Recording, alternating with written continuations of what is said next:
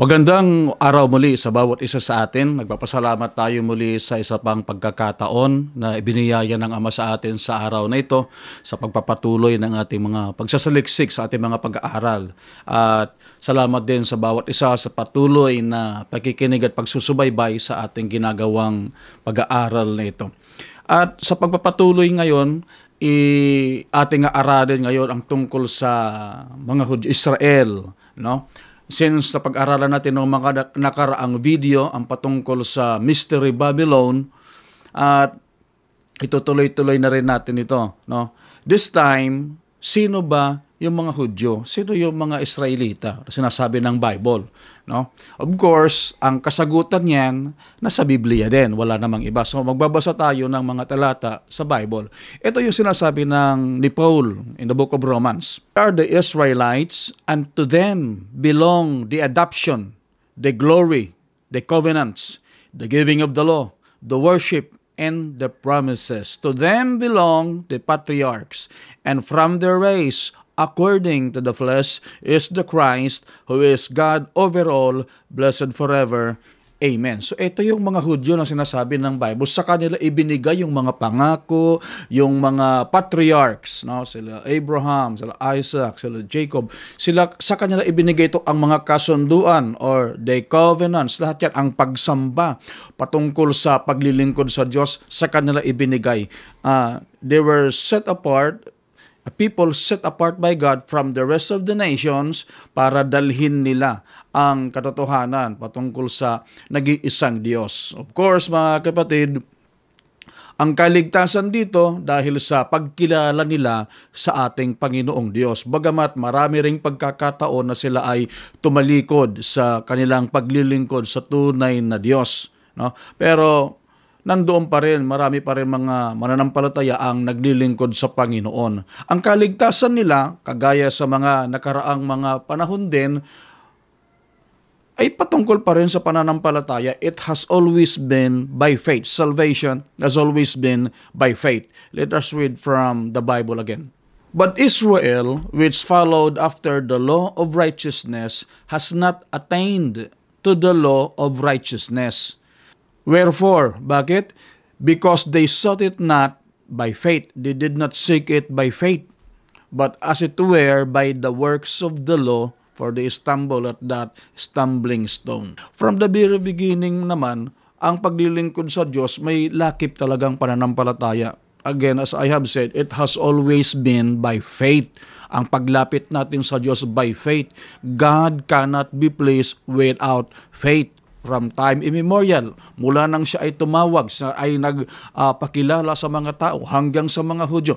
Even at this very time, sa panahon natin, is always been by faith, sa pananampalataya. Ang mga Hudyo, hindi raw nila nakuha yung katwiran dahil hindi nga nila nilakipan ng pananampalataya, not being mixed by faith. Kailangan ang paglilingkod sa Diyos, yes, gumagawa sila ng mga alituntunin, pagsunod doon sa kasulatan, sa kanilang mga paglilingkod, sa kanilang pagsisilbi, sa kanilang mga pagsasamba. Pero kung walang pananampalataya, ritual lang ang lahat ng bagay. No? Yung mga Hudyo, doon sila nagkamali as if na ang kanilang kaligtasan ay makukuha nila, ang katwiran ng Diyos ay magaganap nila sa pamamagitan ng paggawa ayon doon sa sinasabi ng batas. Yes, kasama doon, pero dapat may lakip na pananampalataya by faith. Matthew chapter 23 verse 37, this is what the Bible says, O Jerusalem, Jerusalem, thou that killest the prophets, and stones them which are sent unto thee, how often would have I gathered your children together, even as a hen gathered her chick under her wings, and you would not. Behold, your house is left unto you desolate. Your house is left unto you desolate. I have discussed this in our last video tungkol doon sa Mystery Babylon. This is Matthew 23, no? And then tuloy-tuloy itong binabanggit niya in Matthew 24 pagkatapos siyang sabihin, your house is left unto you desolate. Ipinakita ng tinignan nila yung temple, sabi ng Panginoon, walang batong maititira diyan. No, dito rin nangyari yung tanong ng mga mananampalataya. kailan manggaganap ang mga bagay na ito, ano ang mga signs ng iyong pagbabalik at ng katapusan ng mundo. Dito yon. No? Sabi ng Panginoon, your house is left unto you desolate. Bakit? Kasi bagamat yes, tumatawag sila sa Panginoon, pero dahil sa wala ngang lakip ng pananampalataya ang ginagawa nila, nagtiwala lamang sila doon sa kanilang mga ritual, sa kanilang mga ginagawa, hindi sila kinalugdan ng ating Panginoon. But of course, may mga tao na kumilala sa Panginoong sa Kristo. No? Ang mga apostoles, mga Hudyo yun. No? Ang mga propeta, no? Ang mga ginamit ng Diyos sa lumang tipan, mga tao ng Diyos, si David, Solomon, lahat sila. Sila mga kabigo ay mga tinawag rin ng Panginoon na naglingkod sa Panginoon, na nilakipan nila ng pananampalataya ang kanilang paglilingkod sa Diyos. Kahit nga mga kapatid ko na ipinanganak ang Panginoon, may mga tao naghihintay doon sa templo, sa Mesaya. Kasama na nga doon si Simeon. Sa kaniyang edad, naghihintay siya doon dahil siya ay inspired ng Holy Spirit na darating ang hindi siya mamamatay hanggat hindi niya nakikita ang pagliligtas ng Diyos. And so, naganap yun sa buhay niya. Kagaya rin ng isa pang babae doon sa templo, Ana, na naghihintay rin at nakita nila ang kaligtasan ng pagliligtas ng Diyos. So may mga tao talaga sa lumang tipan pa na may lakip ng pananampalataya. Ito yung mga nililigtas ng Panginoon. Hindi lamang doon sa pagsunod, paggawa, doon sa mga rituals na binabanggit doon sa mga batas, kundi ang kanilang ginagawa, ang kanilang pag-aalay, lalakipan nila ng pananampalataya yon. Na ito ang darating yung panahon na darating yung Mesaya, babayaran ng dugo, ang kaniyang dugo ay magiging kabayaran sa aking mga kasalanan. No? Kasi naisulat naman yun in the book of Isaiah. Nandoon na yung mga hula patungkol sa Kristo, patungkol sa Mesaya. May mga tao lang talaga na hindi nakita yon, hindi naunawa yon, lalo na yung mga leader ng kanilang relihiyon. Kaya nga ang sabi ng Panginoon, O Jerusalem, Jerusalem, thou that kills the prophets and stones them which are sent unto thee, how often would have I gathered your children together, kagaya sa isang inahin na iniipon ang kanyang mga sisiw sa ilalim ng kanyang mga pakpak. Ngunit ayaw ninyo. Therefore, sabi ng Panginoon, your house is left unto you desolate. Ito yung nangyari mga kapatid ko sa kanila na ang kanilang pagsamba, ang kanilang templo ay nawasak, natigil yung kanilang pagsamba 70 AD. Pero nagsimula pa yun, yung ang Panginoong Jesucristo ay naipako sa krus, ibinigay ang kanyang buhay, ang kanyang dugo, no, para maging sapat na hain, kabayaran sa lahat ng kasalanan ng mga tao. Kaya lang, sabi nga ng Panginoon, ilang beses ko ba kayong iipunin, pero ayaw ninyo. Hindi nila tinanggap ang Panginoong Jesucristo. Nang dumating siya, ipinapako pa nga nila. No? Hindi nila tinanggap. Ang so nang hindi nila ito tinanggap ay di natigil mga kabay, natigil na ng Panginoon ang paghahain, ang pag-aalay doon. Tapos na yung pag-aalay ng mga hayop. Tapos na, binigay na ng Panginoon ang kanyang buhay. And so pumasok ngayon yung iglesia. No? Pumasok ang iglesia.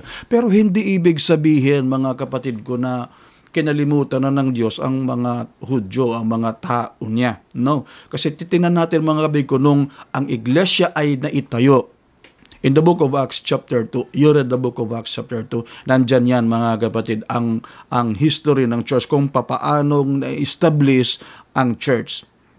Men and brethren, nagtatanong yung mga tao, what shall we do? Sabi ng mga tao dyan, when they heard this, they were pricked in their heart and said unto Peter and to the rest of the apostles, men and brethren, what shall we do? Then Peter said unto them, repent and be baptized, every one of you, in the name of Jesus Christ, for the remission of your sins, and you shall receive the gift of the Holy Spirit. Ang mga nagtatanong dito, mga Hudyo. No? Ito yung establishment ng church. The apostles were there, and then yung mga taong nandoon, lahat yun, mga Hudyo, nagtatanong sila. Kasi pinangaral ni Pedro bago itong binabanggit siya, nangaral siya patungkol sa ating Panginoong Hesukristo. E di yung mga tao ngayon na saktan sila, no? The Bible says they were pricked in their hearts. At sila ay nagtanong ngayon sa mga apostoles, ano ngayon ang aming gagawin? Di na-realize nila, mali ang ginawa nila, mali ang naging pagtrato nila sa salita ng Diyos sa ating Panginoong Kristo, at nandoon naman tong sila sa pagtatanong, ano ang gagawin namin? And these are Jewish people, mga Hudyo ito. Ang sabi sa kanila ni Pedro, magsisi kayo at magpabautismo ang bawat isa sa inyo sa pangalan ni Jesucristo para sa pag-aalis ng kasalanan. Yun yung sinabi ni Pedro, para sa mga Hudyo. No? May gagawin sila. Kinakailangan nilang magsisi. Number 1, magsisi at magpabautismo ang bawat isa sa kanila sa pangalan ng Panginoon. Ito yung kaligtasan na binibigay ng Panginoon ngayon sa church. Remember, this is the beginning of the church, the establishment of the church. Ibinuhos ng Panginoon ang kanyang banal na espiritu dito. At marami mga tao ang tumanggap. At dito mga kapatid, ang unang mga naging miyembro ng church, mga Hudyo. Mga Hudyo. No? Iniwanan ba ng Diyos ang mga Hudyo, ang kanyang mga tao? Hindi. Sinagot na yan ni Pablo. Ito yung sabi ni Pablo. I say then, has God cast away His people? God forbid. For I also am an Israelite, the seed of Abraham, of the tribe of Benjamin. God has not cast away His people, which He foreknew. Watch ye not what the scripture says of Elias, how he makes intercession to God, saying, so ito yung binabanggit ni Pablo in the book of Romans chapter 11, verse 1. No? Hindi iniwanan ng Diyos ang kanyang mga kinilala, ang kanyang mga pinili, ang kanyang mga tinawag, hindi iniwanan ng Panginoon. No? Noong bagamat ang mga Hudyo sa kanila unang ibinigay, yes, ang mga kasunduan, ang pagsamba, dumating ang Mesaya, ang Kristo, hindi nila tinanggap. Pero tinapos ng Panginoon ang pagsasamba sa pamamagitan ng pag-aalay ng hayop, ng dugo. Siya na yun mismo, no? Kaya nga pinahintulutan ng Diyos yung templo masira. Sabi ng Panginoon, your house is left unto you desolate. And then, God established the church. Pero yung na-establish ang church, ang mga miyembro doon, mga Hudyo pa rin. Sila pa rin. Jesus Christ was a Jew. The apostles were Jewish. The charter members of the church were all Jewish. Mga Hudyo lahat. Lahat ng nandyan, mga Hudyo. Hindi sila kinalimutan ng Panginoon. Nagtuloy-tuloy. Sabi nga ni Pablo, kinalimutan ba ng Diyos? Itinakwil ba ng Diyos ang kanyang mga tao? Hindi. Kasi ako, Hudyo rin ako sa tribo ni Benjamin. Hindi itinakwil ng Diyos ang kanyang mga tao na kanyang kinilala. No? Hindi raw tinatakwil ng Panginoon yon. Andoon pa rin sila. It was only in Acts chapter 10, no, sa pagpapatuloy ng iglesia na naidagdag doon yung mga hintil. Ang ibig sabihin ng hintil, Gentiles, non-Jewish. Hindi na itong mga Hudyo. Kasi ang kaligtasan ngayon ay para sa lahat na. Of course, nagsimula sa mga Hudyo. Sa kanila unang ibinigay ang mga kautusan, ang mga pagsamba, ang mga paglilingkod. But this time, it was offered to everyone. Pero nandoon pa rin sila. Hindi ibig sabihin dalawa ang kaligtasan. May kaligtasan para sa mga Hudyo, may kaligtasan sa mga hintil. Hindi. Isa lang ang kaligtasan. Nagtutuloy-tuloy yung kaligtasan na yon. Nagtutuloy-tuloy.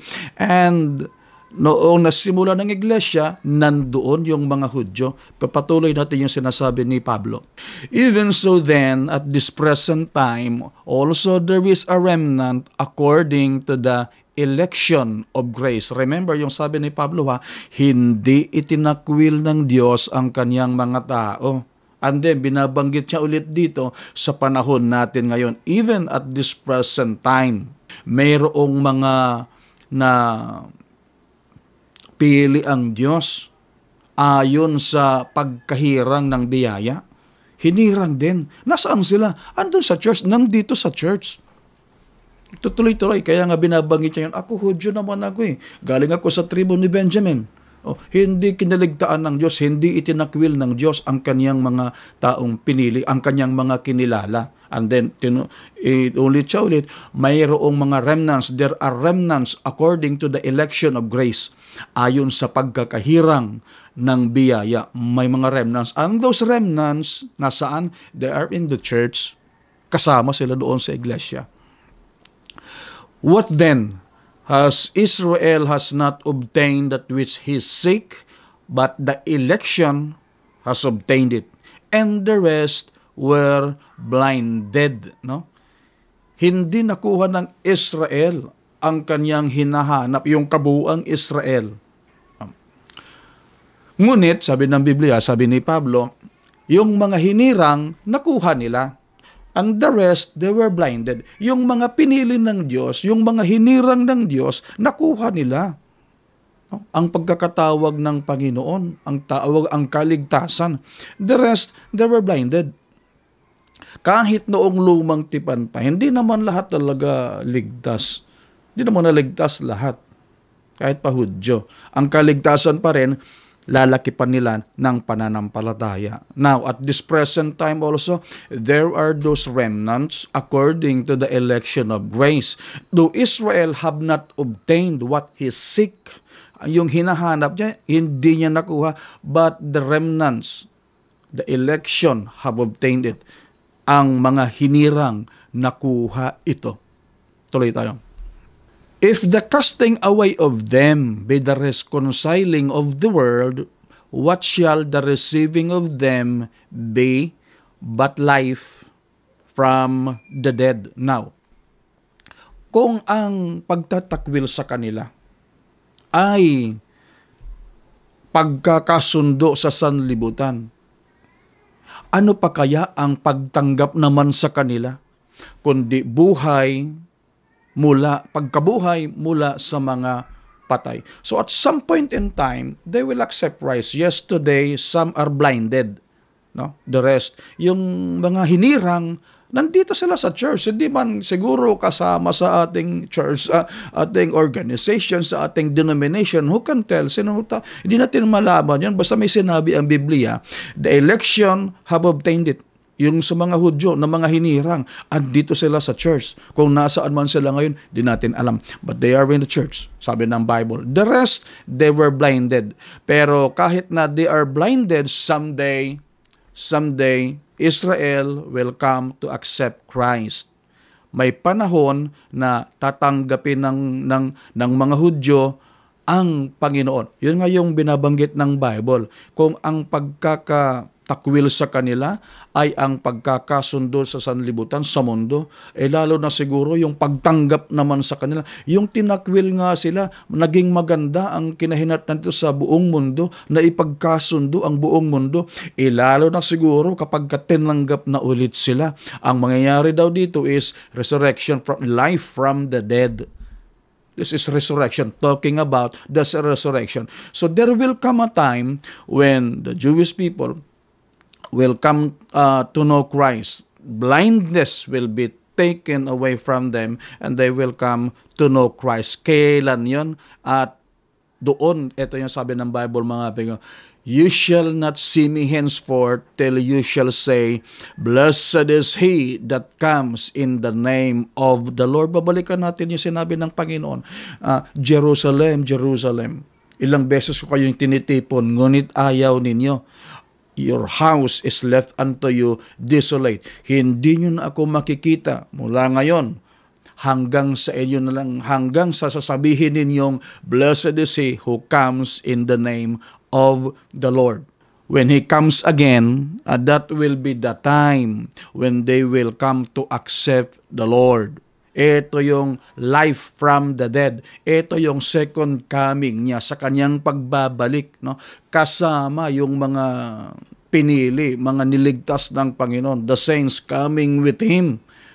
No? Mabubuksan ng kalangitan, makikita ng lahat ng pagbabalik ng Panginoon. Kasama yung mga mananampalataya. And this is a resurrection. No? Yung mga patay na binuhay ng Panginoon. Life from the dead. At ito yung sabi ng Panginoon, you will accept me when you will say, blessed is he who comes in the name of the Lord. That means is coming. Sa kanyang pagbabalik, doon pa lang tatanggapin ng mga Hudyo ang Panginoon. Doon pa lang aalisin ng Diyos ang kanilang mga piring, ang kanilang pagkakabulag. Isaiah cries concerning Israel, do the number of the children of Israel be as the sand of the sea? A remnant shall be saved. And so all Israel shall be saved, as is written, there shall come out of Zion the deliverer, and will turn ungodliness away from Jacob. So mayroong mga remnants na sinasabi ang Panginoon, no?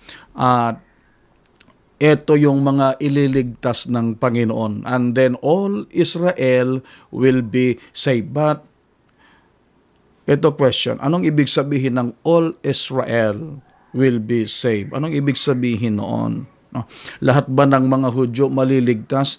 Paano yung sinabi ng Panginoon na kinakailangan kikilala sila by faith?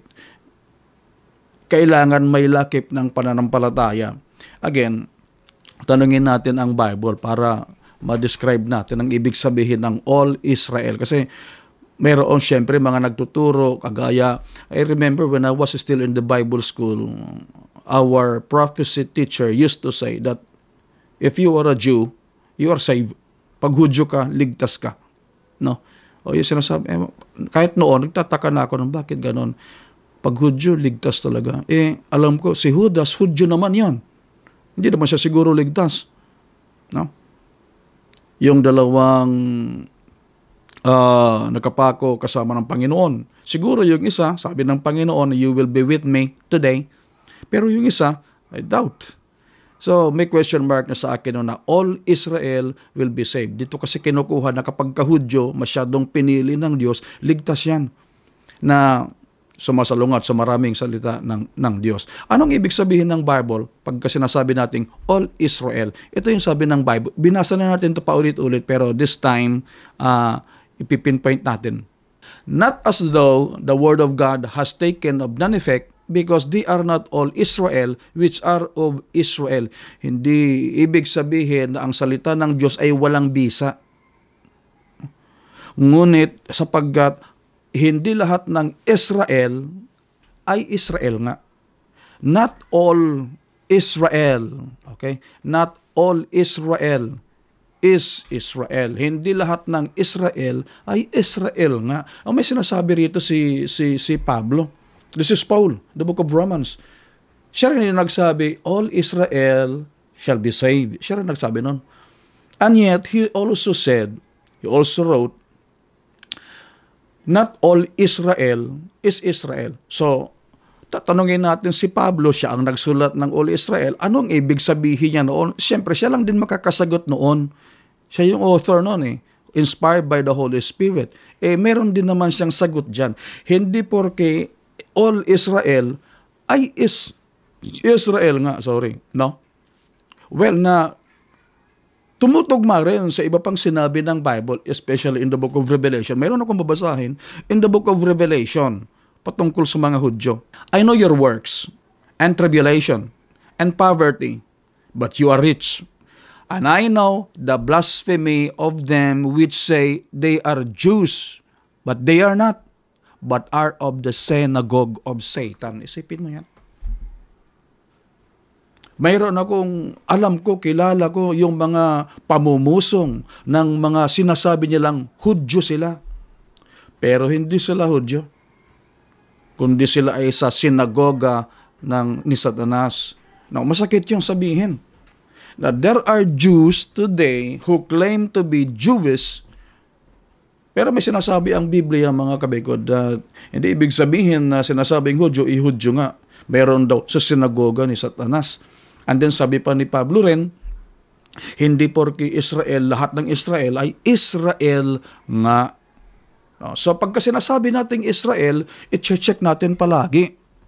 Kasi may sinasabi ang Biblia, hindi lahat porke Israel. Yung sinasabi ng Biblia na Israel, na mga pinili ng Diyos, na sa kanila binigay yung pangako ng Panginoon, hindi. Hindi. Lalo tayo mag-ingat kasi may sinabi ang Biblia na may magsasabing Hudyo sila pero ang totoo, hindi sila mga Hudyo. Fake Jews ito. Hindi fake news, fake Jews. At sila ay sa sinagoga ng Diablo, ng Satanas. No. Baga ito sila, they claim to be Jews but actually they are not. But they have used the term Jew. Ginamit nila yung mga Hudyo. Pati yung mga tao mismo, mga Hudyo. And then, pero ang totoo, hindi naman sila naglilingkod talaga sa Diyos. Siguro mga politiko lang ito. This is a political entity, no? A political movement who claim to be Jewish, and then ginamit nila yung mga Hudyo sa iba't ibang mga bansa. O, dito kayo, magsiuwian kayo dito, sa Israel tayo. Now, they are relevant. Mayroon na sila ngayong tinatawag na political relevance, na hijack nila yung Jewishness, yung pagiging Hudyo. Kasi nandoon, pinauwi nila yung mga Hudyo. Claim nila, Hudyo rin sila. And so, they occupy the land. Pero sabi ng Panginoon, I know the blasphemy of them who say they are Jews and are not. They are of the synagogue of Satan. Kaya nga, mag-iingat tayo. Pag Israel, of course, pray for the peace of Jerusalem. Marami pa yan. No? Marami nga tayo na gusto nating i-bless ang mga Hudyo. But, no, I will discuss that in another video na palagi nating sinasabi, i-bless natin yung mga Hudyo. Kasi pag i-bless natin yung mga Hudyo, i-bless rin tayo ng Panginoon. No? I'll discuss that later. But this time, mga bego, hindi porke Hudyo, yun nga yung Hudyo. Kaya, yung nangyayari ngayon sa Israel, i-check natin palagi yung sarili natin. Tama ba yung sinusuportahan natin? Ito ba sila? Hindi lahat Hudyo ay Hudyo nga. No, marami dyan. Mayroong civilian Jews, secular Jew. Meron din dyan yung Orthodox Jews. And of course, andyan yung Zionist Jews. Mga Hudyo ito sila, they claim all to be Jewish, pero magkakaiba-iba yung paniniwala ng mga yan, nag-aaway-awayan sila. No. That is why we have to be very careful. Now, back to what we are discussing. Neither because they are the seed of Abraham are they all children, but in Isaac shall your seed be called. That is they which are the children of the flesh, these are not the children of God, but the children of the promise are counted for the seed. Again, this is Paul clarifying. Ipinapaliwanag yan ng maayos ang kanyang point, ang kanyang punto dito. Kasi nasabi niya, hindi porke binhi ni Abraham ay lahat sila mga anak, kundi kay Isaac tatawagin yung binhi. Remember, si Abraham, bago pa sa Isaac, anak niya si Ismael. No? Ismael. Kaya nga sinasabi rito, hindi porke binhi ni Abraham, mga anak sila, kundi kay Isaac lamang tatawagin yung binhi. That is, they that are the children of the flesh, yung anak sa laman, these are not the children of God, but the children of the promise. That means, it is not the biological Israelite or are called the children of God, or the biological seed of Abraham. Sila lahat ay mga anak nga ng Diyos. No, kundi yung mga, sabi ni Pablo, these are the children of the promise which are counted as seed. Sila lamang na binigay ng Diyos ng pangako. Kung nasaan ang pangako, in Isaac shall your seed be called. Yung pangako nandoon kay Isaac. And so kahit na si Ismael, anak niya, wala doon. These are not the children, sabi ni Pablo. No. Being biologically Israelite, pagiging Hudyo, sa laman, sa dugo, sabihin pa ng mga tao, ang tatay ko, ang nanay ko Hudyo, dugong Hudyo kami. No. These are not the children. But the children of God are the children of the promise. Hindi lahat na sinasabi na anak sa laman ay Hudyo, Hudyo nga. Ito yung sinasabi ni Pablo, not all Israel are Israel. Mayroong mga nagsasabing Hudyo sila, pero hindi sila mga tunay na Hudyo, kundi yung binhi kanino ipinangako yung binhi. Now, when it comes to the seed, sino yung binhi na yon? Na dito, ibinigay ng Diyos yung kanyang pangako. We read, "They which are the children of the flesh, these are not the children of God. But the children of the promise are counted for the seed." In Genesis chapter 17, "And I will make you exceeding fruitful. I will make nations of thee, and kings shall come out of thee. I will establish my covenant between me and thee and thy seed after thee in their generations for an everlasting covenant, to be a God unto thee and to thy seed after thee. And I will give unto thee and to thy seed after thee the land wherein you are a stranger, all the land of Canaan, for an everlasting possession, and I will be their God." Talking about the seed, yung binhi. Who is the seed again? Now, that will be the topic on which I will be discussing later sa gagawin nating sunod na video. The seed, the promise heir, kung sino yung pinangako ng Diyos na tagapagmana. So for now, that ends our short Bible study. Again, recap lang, ang mga Hudyo sa kanila ibinigay ang mga covenants, ang pagsamba, ang mga patriarchs sa kanila, ang paglilingkod sa Diyos binigay sa kanila, ang mga kautusan, ang mga batas binigay sa kanila upang makilala nila ang nag-iisang Diyos, sambahin nila ang nag-iisang Diyos. At ginawa naman nila yon. But in many instances, nag-fail sila doon sa kanilang paglilingkod sa Panginoong Diyos. To the point na sinabi pa nga ng Panginoon sa kanila, Jerusalem is Aholiva, ang Jerusalem is harlot, ang Jerusalem ay nag-commit ng adultery, and this is the backsliding Israel. Marami mga binabanggit ang Panginoon sa kanila. Pero marami rin ang mga taong kumilala sa Diyos, naglingkod sa Panginoon. Until such time na dumating yung Messiah, hindi nila tinanggap. And then God said, "Your house is left unto you desolate." And then the Lord started the church. Pero mga Hudyo pa rin ito. Hindi ito mga Hintil. Mga Hudyo pa rin. Ang church, ang founder, ang nag-establish ito, ang Panginoong Jesucristo, Hudyo. Ang mga apostoles, mga Hudyo. Ang unang mga miyembro, mga Hudyo. Dapat ang tawag dito, Jewish Catholic Church. Kasi mga Hudyo ang mga nagpasimula nito. Now, in the process of time, the Gentiles were converted doon sa sambahayan ni Cornelius. Nagsimula yung mga Hintil na maipasok sa iglesia, nagtuloy-tuloy hanggang ngayon. Hanggang ngayon, majority nga lang ngayon, Gentile. But the church, primarily, this was for the Jewish people. Dito sila. Ang Ebanghelyo, unang pinangaral sa kanila. In Jerusalem, in Judea, in Samaria, and then to the uttermost part of the earth. Dito na nga tayo sa dulo Pero naabot tayo. But it was first preached unto them, para sa kanila. Just so happen na hindi na tinanggap. May mga tumanggap, these are called the remnants. No? Yung mga hinirang sa biyaya, election by grace, remnants. Andito sila sa church, kagaya ni Paul. Sabi ni Paul, "I am an Israelite. God did not cast away His people." So hindi sila pinabayaan, hindi sila tinakwil. Andito sila. The rest na hindi pumasok sa iglesia, hindi tinanggap ang Panginoon, they were blinded. Kailan matatapos ang piring na yon, ang kanilang pagkabulag? Sa panahon na babalik ang Panginoon. They will say, "Blessed is he who comes in the name of the Lord."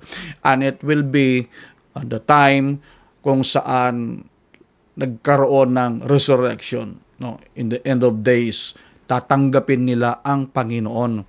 At sa iba kong mga video, pinaliwanag ko ito, na yung mga Hudyo, kikilalanin nila ang Panginoon. dahil sa pagkilala nilang ito, mag-uuwian sila mula sa ibang mga bansa, mag-uuwian sila sa Israel.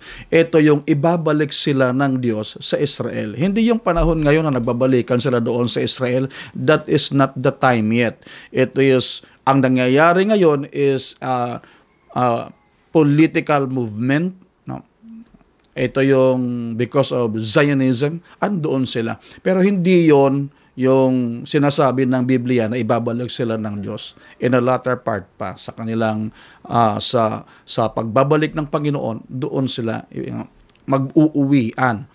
And now, pag-uwi na yon mga kapatid, may establish. Ito yung sinasabi ng Panginoon, all Israel will be saved, yung lahat ng mga Hudyo. Kasi sa panahong yon, kukunti na lang yung may iwan doon sa Israel. Maraming, tapos sa yung gera, marami na mga namamatay.